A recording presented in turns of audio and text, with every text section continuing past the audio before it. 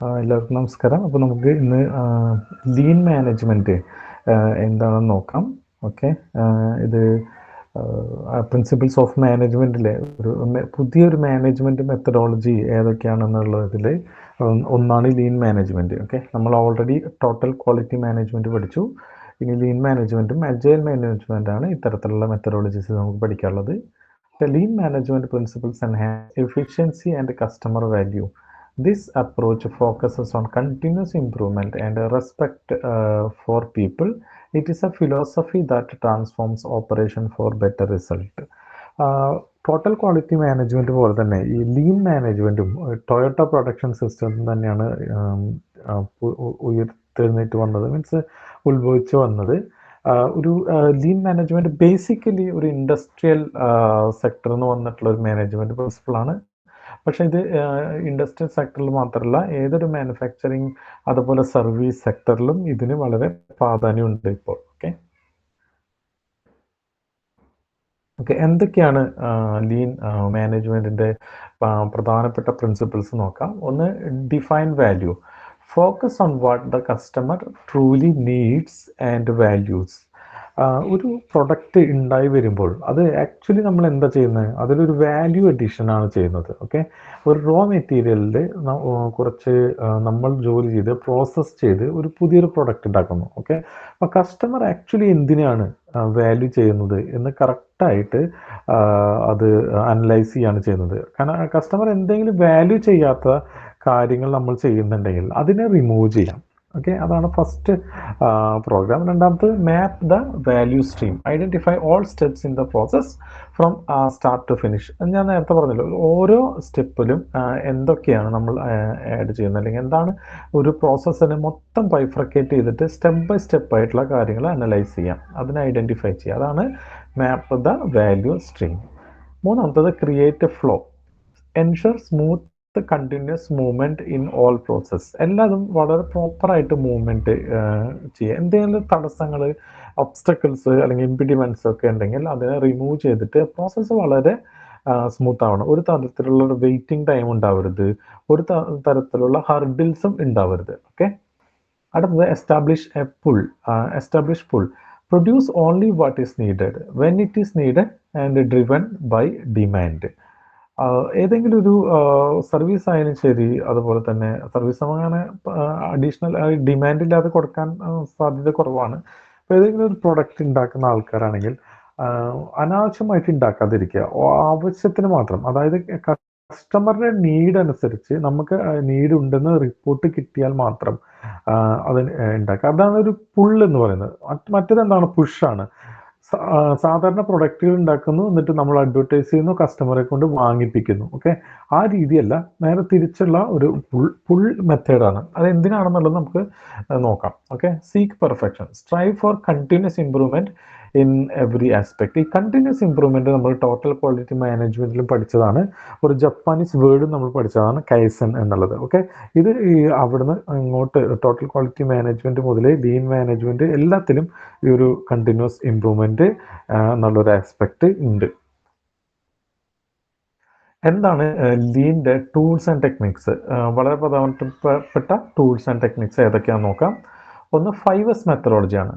Sort, set in order, shine, standardise, sustain for work place organisation. Okay, അപ്പോൾ ഇത് actually ഒരു workshop മുന്നിൽ കണ്ടുകൊണ്ടാണ് ഈ ഒരു 5S മെത്തഡോളജി വന്നിട്ടുള്ളത്.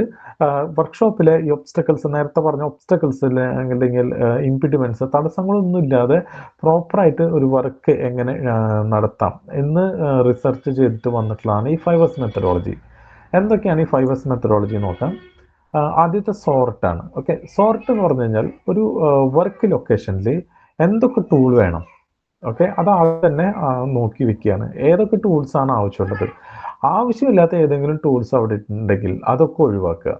എന്തിനാണ് ഇത് ചെയ്യുന്നതെന്ന് വിചാരിച്ചു കഴിഞ്ഞാൽ, ഏതെങ്കിലും ടൂൾസ്, ആവശ്യമില്ലാത്ത ടൂൾസ് ഉണ്ടെങ്കിൽ ആവശ്യമുള്ളൊരു ടൂൾ തിരയുന്നതിൻ്റെ ഇടയിൽ ഇതൊക്കെ ഒബ്സ്റ്റക്കിൾ ആയിരിക്കും. ഓക്കെ, അപ്പോൾ അങ്ങനത്തെ അനാവശ്യമായിട്ടുള്ള ടൂൾസുകൾ ഒഴിവാക്കി കഴിഞ്ഞാൽ ഓരോ വെയിറ്റിംഗ് ടൈം, അല്ലെങ്കിൽ ഈ എംപ്ലോയി, ഒരു ജോബ് ചെയ്യുന്ന ഒരു വ്യക്തി ടൂൾ തിരഞ്ഞെടുക്കാനുള്ള സമയം റിഡ്യൂസ് ചെയ്യാൻ പറ്റും. ഓക്കെ, അടുത്തത്, സെറ്റ് ഇൻ ഓർഡർ. ഇത് ടൂൾ ഓൾറെഡി കറക്റ്റായിട്ട് വെച്ച് കഴിഞ്ഞാൽ ഏതൊക്കെയാണ് ആവശ്യം എന്നുള്ളത് സോർട്ട് ചെയ്ത് നമ്മളത് ഓൾറെഡി വെച്ച് കഴിഞ്ഞാൽ അതെങ്ങനെ എവിടെ വെക്കുന്നു എന്നുള്ളതാണ്. അപ്പോൾ ഏറ്റവും ഫ്രീക്വൻ്റ് ആയിട്ട് ഉപയോഗിക്കുന്നത് ആ വർക്കറുടെ ഏറ്റവും അടുത്ത് അയാളുടെ ഫീസിബിലിറ്റിയിൽ വെക്കുക. ഓക്കെ, അതേപോലെ തന്നെ കുറച്ച് വളരെ ഫ്രീക്വൻ്റ് ആയിട്ട് ആവശ്യമില്ലാത്ത സാധനങ്ങളാണെങ്കിൽ കുറച്ച് അകലത്തിൽ വെക്കുക. അതേപോലെ തന്നെ എന്തെങ്കിലും പെട്ടെന്ന് കാണാൻ പറ്റാത്ത സാധനങ്ങളാണെങ്കിൽ വല്ല എന്താ പറയുക ചെറിയ ബോക്സുകളിലൊക്കെ ആക്കി വയ്ക്കുക. ഇതൊക്കെ വളരെ ശാസ്ത്രീയമായിട്ട് ഒരുപാട് റിസർച്ച് ചെയ്തതിന് ശേഷം അങ്ങനെ എന്താ പറയുക എന്ത് എവിടെ വെക്കണം എന്ന് കൃത്യമായിട്ടൊരു ധാരണ ഉണ്ടാക്കുക. ഓക്കെ, ഇത് നമ്മൾ വിചാരിക്കുമ്പോൾ കേൾക്കുമ്പോൾ വളരെ എന്താ പറയുക വളരെ ചെറിയൊരു സംഭവമായിട്ട് തോന്നും. പക്ഷെ അതങ്ങനെയല്ല.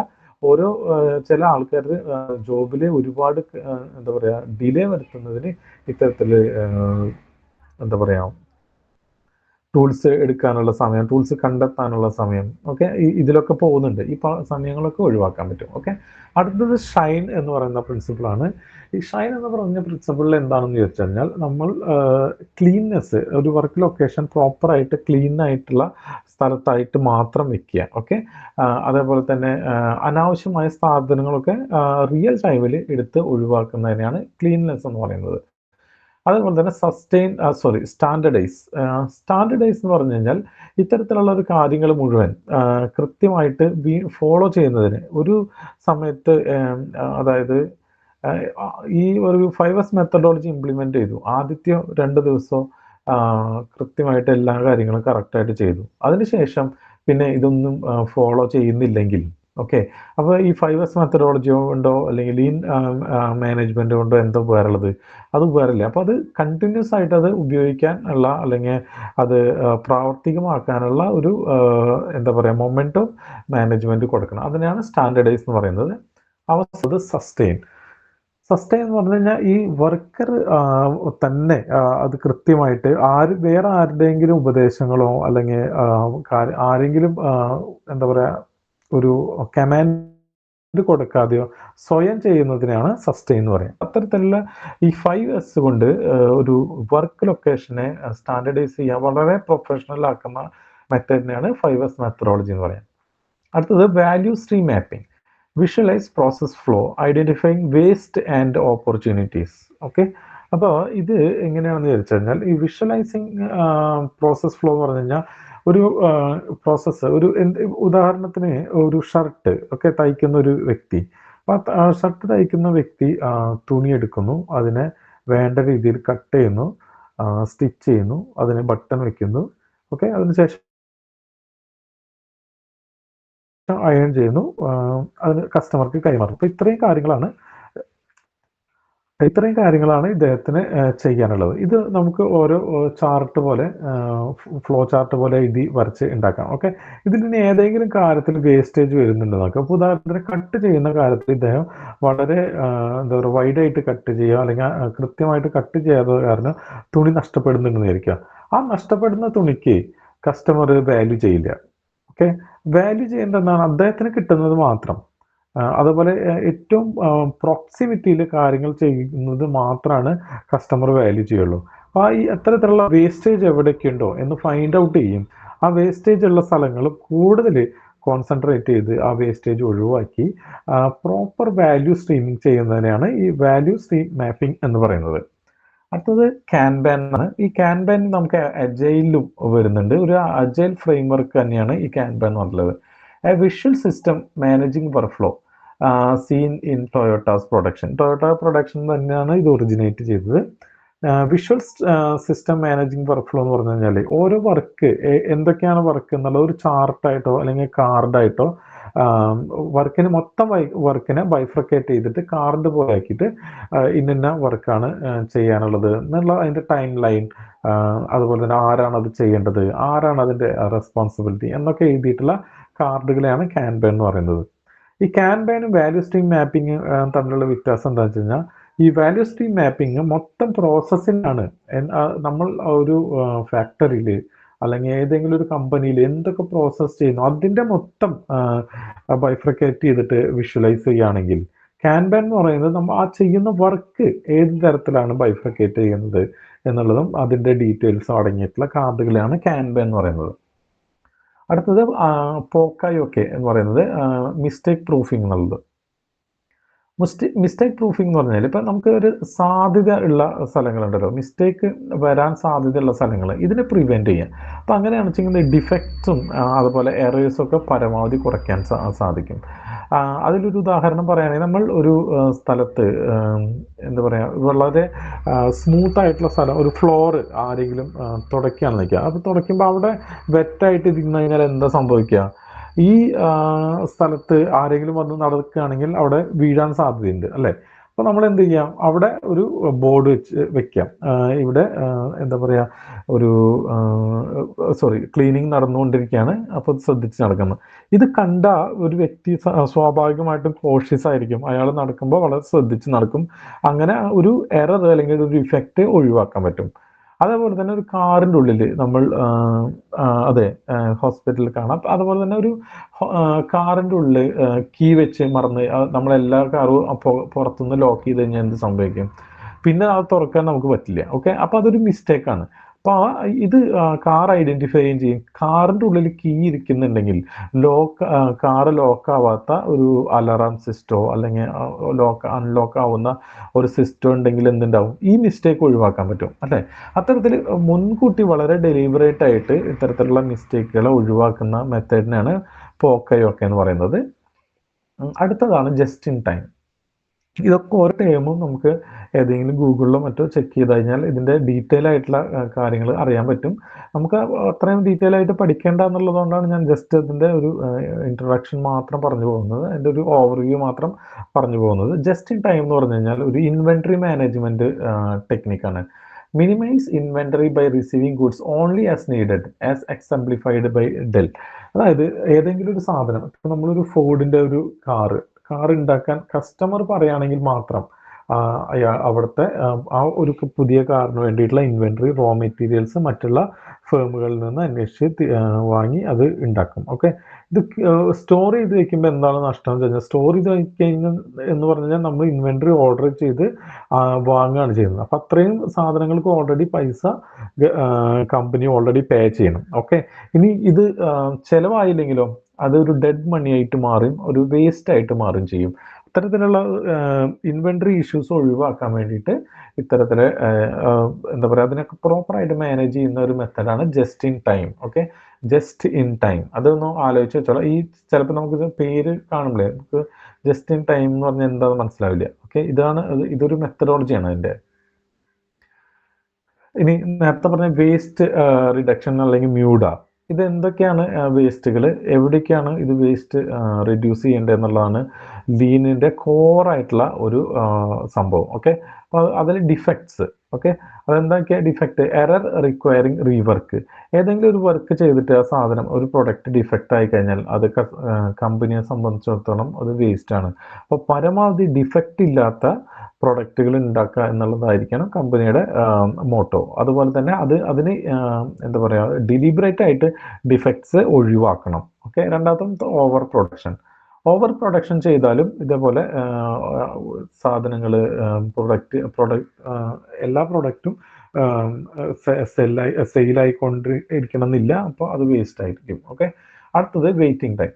ഏതെങ്കിലും ഒരു വർക്കറിന് എന്തെങ്കിലും പാർട്സ് കിട്ടാതെ, ഇൻവെൻട്രിയിൽ നമ്മൾ ജസ്റ്റ് ഇൻ ടൈമിൽ പറഞ്ഞു അല്ലേ, ഡിമാൻഡ് കിട്ടുമ്പോൾ മാത്രം നമ്മൾ അത് വാങ്ങുക എന്നുള്ളത്, അത് വളരെ പ്രോപ്പറായിട്ട് ചെയ്യണം. കാരണം ഡിമാൻഡ് വന്നിട്ടും നമ്മൾ പ്രോപ്പറായിട്ടുള്ള ഇൻവെൻട്രീസ് എത്തിയില്ലെങ്കിൽ എന്തുണ്ടാവും? ഈ വർക്കർ വെയിറ്റ് ചെയ്യും. ഓക്കെ, അപ്പോൾ വർക്കർ വെയിറ്റ് ചെയ്യാതെയും നോക്കണം, എന്നാൽ കൂടുതൽ ഇൻവെൻട്രി വെച്ച് വേസ്റ്റ് ആക്കാതെയും നോക്കണം. ഇതിൻ്റെ വളരെ പ്രോക്സിമിറ്റിയിൽ ഈ കാര്യങ്ങൾ കൊണ്ടുപോകണം. അതാണ് മെയിനായിട്ട് ഈ ബിസിനസ്സിൻ്റെ ഒക്കെ മെത്തേഡ്. എന്തെങ്കിലും ഒന്ന് കൂടാനോ അല്ലെങ്കിൽ കുറയാനോ പാടില്ല. വളരെ എന്താണോ പ്രോപ്പറായിട്ടുള്ളത് അതിന് അതിൻ്റെ വളരെ നേരോ പോയിന്റിൽ മീറ്റ് ചെയ്യണം. ഓക്കെ, അത് വെയിറ്റിംഗ് എന്ന് പറഞ്ഞു കഴിഞ്ഞാൽ ഇൻവെൻട്രിക്ക് മാത്രമുള്ള വെയിറ്റിംഗ് അല്ല. ഇപ്പം എന്തെങ്കിലും ഒരു ഡിസിഷൻ എടുക്കാൻ വെയിറ്റ് ചെയ്യണം. അപ്പോൾ ഒരു ചുവന്ന കാർ വേണം, അത് മഞ്ഞ കാർ വേണം എന്ന് എംപ്ലോയിയോട് പറഞ്ഞില്ലെങ്കിൽ, വർക്കറിനോട് പറഞ്ഞില്ലെങ്കിൽ അയാൾ പെയിൻറ്റിങ് സ്റ്റാർട്ട് ചെയ്യില്ല. അത് പ്രോപ്പറായിട്ട് ആ ഡിസിഷൻ ടോപ്പ് മാനേജ്മെൻറ്റ് എടുക്കുകയും വർക്കറുമായിട്ട് കമ്മ്യൂണിക്കേറ്റ് ചെയ്യുകയും ചെയ്യണം. അതേപോലെ തന്നെ അണ്ടർ യൂട്ടിലൈസ്ഡ് എംപ്ലോയീസ് സ്കില്ല്, ഒരു വലിയ ഒരു ഹൈ ടാലൻറ്റഡ് ആയിട്ടുള്ള ഹൈ സാലറീഡ് ആയിട്ടുള്ള ആൾക്ക് ആ രീതിയിലുള്ള ജോബ് ഉണ്ടാവണം, ആ ജോബ് കൊടുക്കും വേണം. അതല്ലെങ്കിൽ എന്തുണ്ടാവും, അവർ സാധാരണ ഒരു നോർമൽ സാലറിയിലുള്ള ആൾക്കാരുടെ ജോലി മാത്രം ചെയ്യുകയാണെങ്കിൽ അതൊരു വേസ്റ്റാണ്. അതുപോലെ തന്നെ transportation, unnecessary movement of materials, movement വളരെ ശ്രദ്ധിക്കണം. അതുകൊണ്ട് തന്നെ നമുക്ക് അറിയാമല്ലോ, ചൈനയിലൊക്കെ ഇത്രയും ചെറിയ കോസ്റ്റിൽ എന്താ പറയുക, പ്രൊഡക്റ്റുകളൊക്കെ എത്താൻ കാരണം അവരുടെ കിലോമീറ്ററുകൾ നീളത്തിലാണ് അവരുടെ ഈ ഫാക്ടറി ലൈൻ. ഓക്കെ, അല്ല ഓരോ സാധനങ്ങളും ഉണ്ടാകുന്നത് അത്രയും കിലോമീറ്ററുകൾ നീളത്തിൽ കിടക്കുന്ന സ്ഥലങ്ങളാണ്. അപ്പോൾ അതായത് ഒരു സാധനത്തിനും പുറത്ത് പോയിട്ട് എന്താ പറയുക, എന്തെങ്കിലും വേറൊരു കാര്യം ചെയ്യാൻ വേണ്ടിയിട്ടും ഇത് മൂവ് ചെയ്യേണ്ട കാര്യമില്ല. ആ ലൈനിൽ തന്നെ, ആ ഫാക്ടറിയുടെ ലൈനിൽ തന്നെ ഓരോ പ്രോസസ്സും നടന്നുകൊണ്ടിരിക്കും. ഓക്കെ, ഇതിന് വേണ്ടിയിട്ട് വേറെ ആ കമ്പനിയിൽ നിന്ന് പുറത്ത് പോയി അവിടെ നിന്ന് ഒരു പണി ചെയ്തു എന്നിട്ട് തിരിച്ചു കൊണ്ടുവന്നു, എന്നിട്ട് നമ്മൾ വേറെ ചെയ്തു എന്നിട്ട് വേറെ കമ്പനിയിലേക്ക് കൊണ്ടുപോയി, അങ്ങനത്തെ ഒരു പ്രശ്നമേ വരുന്നില്ല. അത്രയും വലിയ വലിയ മാനുഫാക്ചറിങ് യൂണിറ്റുകളാണ് ചൈന പോലെയുള്ള സ്ഥലങ്ങളിൽ നിന്ന് ഉണ്ടാക്കിയിരിക്കുന്നത്. Okay, അതടുത്തത് inventory. ഇൻവെൻറ്ററി നമ്മൾ പറഞ്ഞു, ഇൻവെൻറ്ററി പരമാവധി വേസ്റ്റ് ഇല്ലാത്ത രീതിയിൽ മാനേജ് ചെയ്യണം. മോഷൻ, അതേപോലെ തന്നെ ഈ ജോബ് ചെയ്യുന്ന വർക്കേഴ്സിൻ്റെ മോഷൻ, അതും വളരെ പ്രധാനപ്പെട്ടതാണ്. എന്ത് കാര്യം ചെയ്യാനും ഒരൊറ്റ പ്ലേസിൽ തന്നെ അയാൾക്ക് അല്ലാതെ അവൈലബിൾ ആവണം. അതേപോലെ തന്നെ എന്തെങ്കിലും എടുത്തു കൊണ്ടുപോയി വേറൊരു സ്ഥലത്തേക്ക്, ഇപ്പോൾ ഒരു നെറ്റ് ടൈറ്റ് ചെയ്യണമെങ്കിൽ സെക്കൻഡ് ഫ്ലോറിൽ പോകണം, അല്ലെങ്കിൽ പെയിൻ്റ് അടിക്കണമെങ്കിൽ തേർഡ് ഫ്ലോറിൽ പോകണം, അങ്ങനെ പാടില്ല. ഈ മൂവ്മെൻറ്റ് പരമാവധി ഒഴിവാക്കുന്ന രീതിയിൽ പ്ലാന്റ് സെറ്റ് ചെയ്യണം. അതുപോലെ എക്സ്ട്രാ പ്രോസസ്സിങ്, നമുക്ക് കസ്റ്റമർക്ക് ആവശ്യമുള്ളതിനേക്കാൾ കൂടുതൽ പ്രോസസ്സ് ചെയ്യേണ്ട ആവശ്യമില്ല. അത് എന്താണ്, അതൊരു വേസ്റ്റാണ്, അത് റെഡ്യൂസ് ചെയ്യണം. ഇത്രയൊക്കെയാണ് ഈ വേസ്റ്റ് റിഡക്ഷനിലുള്ളത്. ലീൻ മാനേജ്മെൻറ്റ് ഏറ്റവും പ്രധാനപ്പെട്ട ഒരു കാര്യമാണ് വേസ്റ്റ് റിഡക്ഷൻ എന്ന് പറയുന്നത്. അടുത്തത് എങ്ങനെയാണ് ഇംപ്ലിമെൻ്റ് ചെയ്യേണ്ടതെന്ന്. ആദ്യം എക്സിക്യൂട്ടീവ് ഒരു കമ്മിറ്റ്മെൻറ്റ് വേണം. ടോപ്പ് ലീഡർഷിപ്പ് കൃത്യമായിട്ട് തീരുമാനിക്കണം ഇത് ചെയ്യണം, അതായത് ലീൻ മാനേജ്മെൻറ്റ് നമ്മളുടെ കമ്പനിയിൽ സ്റ്റാർട്ട് ചെയ്യണം എന്നുള്ളത്. അതുപോലെ തന്നെ team formation, build and train cross functional teams. അതുപോലെ തന്നെ ഒരു ടീം ഉണ്ടാക്കുക. കറണ്ട് സ്റ്റേറ്റ് അനാലിസിസ്, ഇപ്പോൾ എന്താണ് അവസ്ഥ എന്നുള്ളത് നോക്കുക. അതിനുശേഷം ഏത് രീതിയിൽ കമ്പനീനെ മാറ്റണം എന്നുള്ളത് തീരുമാനിക്കുക. അതിനുശേഷം പിന്നെ അത് എന്താ പറയുക, ലീഡ് ചെയ്യുക. ഓക്കെ,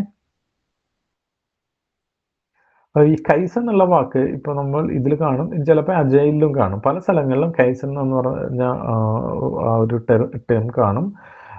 എന്താണ് ലീനിൽ കൈസൻ്റെ റോൾ എന്നാണ് നോക്കുന്നത്. ഒന്ന്, small changes, focus on continuous incremental improve, വളരെ ചെറിയ ചെറിയ വ്യത്യാസങ്ങൾ, എന്നാൽ അത് എന്താ പറയുക, ലോങ് ടൈമിൽ വളരെ പ്രോപ്പറായിട്ടുള്ള, വളരെ എന്താ പറയുക, വിസിബിൾ ആയിട്ടുള്ള ചേഞ്ചസ് ഉണ്ടാക്കാം. അടുത്തത് ഓൾ എംപ്ലോയീസ് എൻഗേജ്മെൻറ്റ്, എല്ലാ എംപ്ലോയീസും എൻഗേജ്മെൻറ്റ് ഈ എന്താ പറയുക പ്രോസസ് ഇമ്പ്രൂവ്മെൻറ്റ് ചെയ്യാൻ വേണ്ടിയിട്ട് എൻഗേജ് ചെയ്യും. ഓക്കെ, അതുപോലെ sustained growth, achieve significant progress over time as seen at ടൊയോട്ടയിൽ കാണുന്ന പോലെ. പിന്നെ കുറച്ച് കേസ് സ്റ്റഡീസാണ് നമുക്ക് ഓൾറെഡി അറിയാം. ടൊയോട്ട എന്നാണ് ഇത് വന്നത്. അപ്പോൾ ടൊയോട്ട ഒരു വളരെ പ്രധാനപ്പെട്ടതാണ് ലീനിൽ. അതുപോലെ ഇന്റലിൻ്റെ ചിപ്പ് ഉണ്ടാക്കുമ്പോൾ ഇത്തരത്തിലുള്ള വേസ്റ്റ് റിഡക്ഷനും കസ്റ്റമർ വാല്യൂം ഒക്കെ അവർ യൂസ് ചെയ്യുന്നുണ്ട്. അതുപോലെ തന്നെ Virginia mass and medical centre, ഒരു മെഡിക്കൽ സെൻറ്ററിലും ഇത് ഉണ്ടോ. ഇത് മൂന്ന് രീതിയിലുള്ള ബിസിനസ്സുകളാണ്. പക്ഷെ അവർക്ക് എല്ലാവർക്കും എന്ത് ചെയ്യാൻ പറ്റും, ഈ ലീൻ മെത്തഡോളജി ഉപയോഗിച്ചുകൊണ്ട് അവരുടെ പ്രൊഡക്ഷൻ കൂട്ടാനായിട്ട് പറ്റും.